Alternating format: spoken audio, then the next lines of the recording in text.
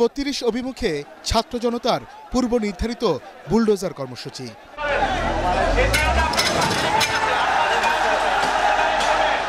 গুড়িয়ে দেওয়া হয় শেখ মুজিবুর রহমানের বাড়ির বেশ কিছু অংশ, ভেঙে ফেলা হয় নিরাপত্তা বেষ্টনী সহ বিভিন্ন স্থাপনা।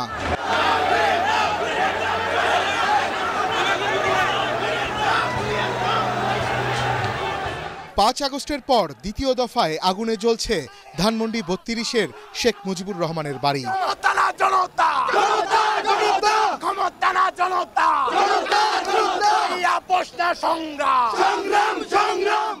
এ যেন ছাত্র জনতার ক্ষোভের বহিঃপ্রকাশ।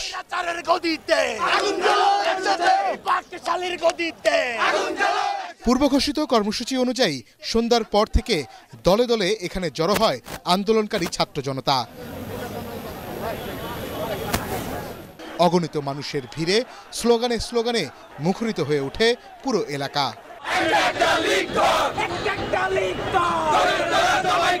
বুধবার রাত 8টার পর ভাঙচুর চালানো হয় বাড়িতে।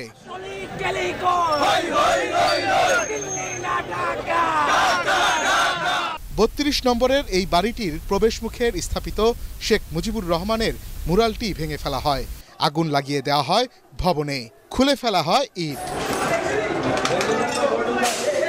বিক্ষুব্ধ ছাত্র জনতার দাবি, যারা ছাত্র হত্যার সঙ্গে জড়িত সেসব ফেসিবাদের কোনো চিহ্ন দেশের মাটিতে থাকবে না। এখন একমাত্র আমরা ছাত্র জনতা মিলে যে রাজনৈতিক দল গঠন করব কিংবা আমরা যে ডিসিশন দিব সে অনুযায়ী বাংলাদেশ চলবে। কোনো ফ্যাসিবাদ কিংবা কোনো মুজিববাদ এই বাংলাদেশে কায়েম হবে না। অবাক হয়ে যায়। অবিলম্বে দেশে ফিরিয়ে এনে শেখ হাসিনার শাস্তি নিশ্চিতের দাবিও জানান তারা।